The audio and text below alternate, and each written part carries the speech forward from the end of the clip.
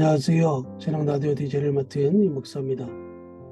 바쁜 일상을 보내시는 성도님들을 위해 오늘도 믿음의 본질, 우리는 무엇을 믿어야 하는가? 라는 책 가지고 성도인들과 함께 하겠습니다. 자, 볼륨을 적당히 높여주시고 이제 시작합니다. 말씀을 먹어야 믿음이 자란다.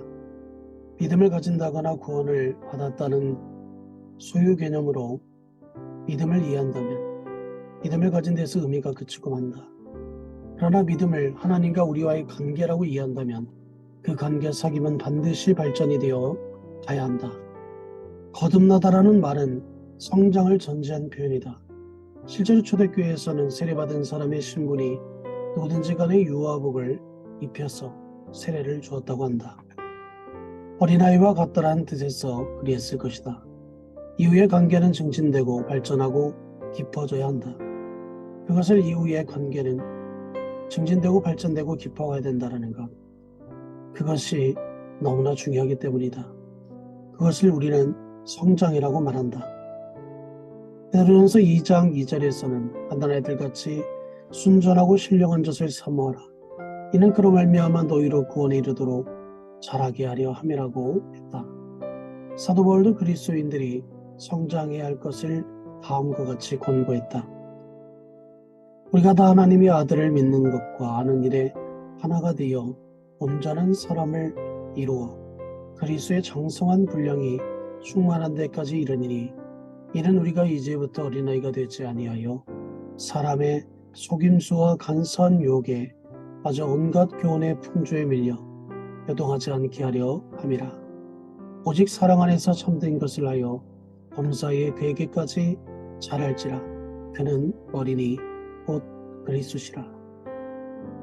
후안 칼로스 오트리스 목사가 아르헨티나에서 목회하던 때에 교회가 크게 부흥했다고 한다. 그래서 그는 부흥을 주신 하나님께 감사하다고 기도를 드렸다. 그때 주님이 주신 말씀은 너희 교회는 성장한 게 아니라 뚱뚱해졌을 뿐이다 라고 하셨단다. 성장하지 않은 그리스도인들은 어린아이 상태로 머물러 있는 것이다. 그런 교인이 많다는 것은 부흥이 아니라 어린아이들로 가득 차 있다는 말이다. 시편 1편은 하나님 안에서 성장이 어떻게 이루어지는지를 잘 보여준다.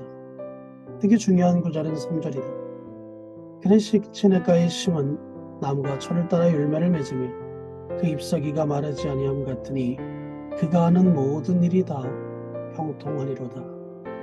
시냇가의 주인이 새로 아름답게 조성한 오아시스를 말한다. 또 심으리라는 말은 옮겨 심겨졌다라는 뜻이다. 하나님이 물 없는 뜨거운 사막에서 죽어가던 한 나무를 시냇가로 옮겨주셨다라는 것이다. 시냇가에 심겨진 나무는 큰 맥락에서 이스라엘로 볼 수 있다. 이 본문을 히브리인들은 이집트에서 뇌로 살던 자기들을 새로 조성된 시냇가 즉 가나안 땅에 옮겨주신 것으로 해석한다. 개인에 적용한다면 시냇가에 옮겨진 나무는 바로 신인 자신이다. 시냇가로 옮겨졌기 때문에 이 나무는 자연히 자라고 잎사귀가 마르지 아니하고 철을 따라 열매를 맺으며 모든 일에 다 형통하게 된다. 이 시에서 물은 하나님의 말씀, 구약 성경에서는 율법을 가리킨다. 그러니까 시냇가는 하나님 안에 심겨진 것을 의미한다. 이 시냇가의 맥락에서 하나님과 말씀이 동일시되고 있음을 눈여겨보아야 한다. 시냇가에 심겨졌다라는 표현은 앞에서 언급한 거듭남 또는 다시 태어남의 구역적 표현이라고 할 수 있다. 이스라엘이 물 없는 사막에서 시냇가로 옮겨졌다면 신약시대에는 그리스도 안에서 믿는 자들이 육신의 몸으로부터 영의 몸으로 옮겨졌다. 시냇가에 심겨진 후로부터는 나무의 모든 것은 신의 물이 해결해 준다. 그러나 나무 자신이 해야 할 일이 딱 하나 있다. 그것은 스스로 물을 마시는 것이다. 제 아무리 시냇가에 심겨져 있어도 물을 떠마시지 않는다면 그 나무는 건조한 사막에 서 있는 것과 다름없기 때문이다. 그렇다면 물을 마셔야 할 나무가 성장하고 열매를 맺는다는 원리인데 물은 어떻게 마셔야 할까? 물 마시는 비결을 말해주는 구절이 바로 시편 1편 2절이다. 오직 여호와의 율법을 즐거워하여 그의 율법을 주야로 묵상하는도다. 나무가 물을 마시는 방법은 두 가지다. 하나는 율법 말씀을 즐거워하는 것이요. 다른 하나는 말씀을 주야로 묵상하는 것이다. 성경의 말씀을 공부하라는 조언은 없다. 그저 말씀을 먹으라고 한다. 말씀이 진리이기 때문에 먹는 게 아니라 그 말씀이 꿀송이보다 더 단 영의 양식이기 때문에 즐겁게 먹어야 한다. 사실 성경은 읽는 책이지 해석해야 할 책은 아니다. 그러나 읽기가 어렵다. 그렇기 때문에 잘 읽기 위해 그 방법을 깊이 연구해야 한다. 많은 그리스도인들이 성경을 해석하는 일에 집중하다가 성경 자체를 잃어버리는 것은 안타까운 일이 아닐 수 없다. 성경을 바로 읽기만 하면 성경의 꿀송이보다 달다는 말이 이해될 것이다. 그렇게 많은 사람들이 말씀을 즐거워하지 못한다. 그 이유는 딱 한 가지다. 사람들 안에 잘못되어 거짓된 것들이 가득 채워져 있기 때문이다. 물론 말씀의 맛을 몰라서 아직 즐거워하지 못하는 경우도 있다. 그러나 대개는 말씀 앞에 서면 자신의 수치가 드러나기 때문에 두려워하는 경우가 많다. 그래서 시편 1편 1절에서 2절에서는 악인들의 길을 따르지 아니하며 죄인들의 길에 서지 아니하며 오만한 자들의 자리에 앉지 아니하고 오직 여호와의 율법을 즐거워하라고 했다. 이렇듯 악에서 떠나는 것은 말씀을 잘 먹기 위한 기본 자세다. 말씀을 먹는 방법 두 번째는 묵상이다. 묵상은 히브리어로 하가라고 쓴다. 하가는 사자가 울부짖는 것이나 비둘기가 슬피 우는 것을 말하기도 하는데 주로 사자가 먹을 것을 놓고 기뻐서 울부짖다가 먹고 나는 반복적 행동을 표현할 때 사용한다. 그러므로 하가는 낮은 소리로 읊조리는 것, 말씀을 마음에 담고 하루 종일 또는 며칠 동안 낮은 소리로 읊조리는 것을 가리킨다. 시편의 이 묵상이라는 단어가 18번이나 나오는 것을 보면 시인들이 묵상을 얼마나 중요시했는가를 알 수 있다. 또 주의 모든 일을 작은 소리로 읊조리며 주의 행사를 낮은 소리로 되뇌이리라. 시편 77편 12절. 또 묵상은 하나님이 받아주시는 것으로 기록되어 있다. 나의 기도를 기쁘게 여기시기를 바라나이다. 나는 여호와로 말미암아 즐거워하리로다. 여리고를 앞에 두고 두려워 떨던 여호수아에게도 이 율법책을 내 입에서 떠나지 말게 하며 주야로 그것을 묵상하여 그 안에 기록된 대로 다 지켜 행하라. 그리하면 내 길이 평탄하게 될 것이며 내가 형통하리라. 여호와께서 말씀하셨다.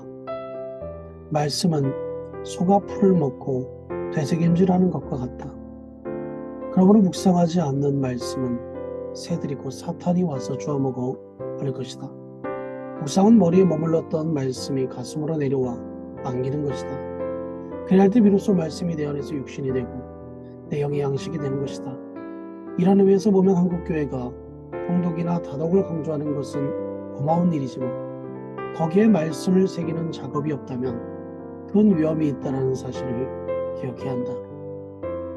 묵상 없는 말씀 읽기는 사실 의미가 없다고 할 수 있다. 말씀을 머리에 담아놓기만 하면 곧 사라져버리기 때문이다. 말씀 묵상은 말씀을 통하여 하나님과 교통하는 행위다. 성경은 묵상을 통하여 영혼에 새겨지고 하나님은 그 묵상된 말씀을 통하여 우리와 교통하신다. 이런 묵상의 삶은 시냇가에 심겨진 나무로 하여금 끊임없이 자라고 열매가 마르지 않게 하는 비결이다. 시편에서 말하는 의인들은 잘 먹고 성장하는 사람들이다. 반면에 말씀을 먹지 않고 죽어가는 영혼은 악인이라고 표현했다. 그래서 시편 1편 6절에서 의인들의 길은 여호와께서 인정하시고 악인들의 길은 망하리로다라고 한 것이다. 여기 인정하신다라는 말은 하나님이 아신다라는 뜻이다. 의인과 악인의 차이는 하나님이 알아주시느냐 인정해 주시느냐에 따라 결정된다. 이렇듯 믿음의 성장은 말씀과 직결되어 있다. 기독교 신앙에서는 말씀 없이 성장을 결코 말할 수 없다.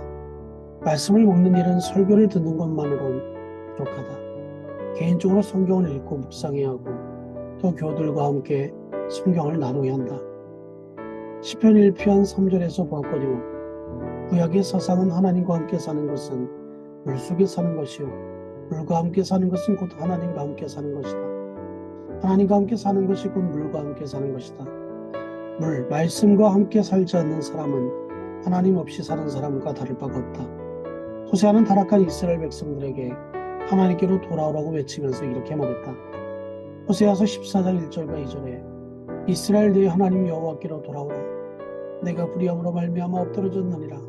너는 말씀을 가지고 여호와께로 돌아와서 아뢰기를 말씀을 버리는 것은 하나님을 버리는 것이요 말씀을 받아들이는 것은 하나님을 받아들이는 것이다. 그러므로 말씀은 하나님을 만나 뵙는 유일한 통로인 것이다. 하나님을 만나 뵙기 원하는 사람들은 기본적으로 말씀으로 돌아가야 한다. 그리고 그 말씀을 묵상하며 살아야 한다. 그러면 하나님을 경험하게 될 것이다. 성경이 어떤 책이기에 그처럼 소중하다란 말인가? 이것으로 이 목사가 추천하고 대신 읽어주는 라디오를 마치겠습니다. 오늘도 건강하시고 행복한 하루 되시기를 주님의 이름으로 축복합니다. 감사합니다.